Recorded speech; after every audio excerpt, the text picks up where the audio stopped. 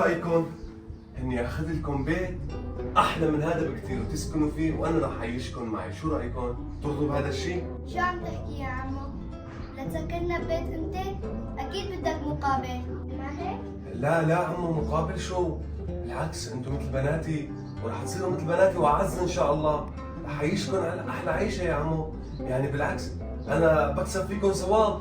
يعني انتم ايتام كما قال الرسول صلى الله عليه وسلم: انا وكافل اليتيم كهاتين في الجنه. لا يا بنتي، معقول بدي منكم مقابل؟ روح يا عمو، الله يفتحها بوجهك وين ما اديت وجهك. يلا عمو، قوموا وروحوا معي.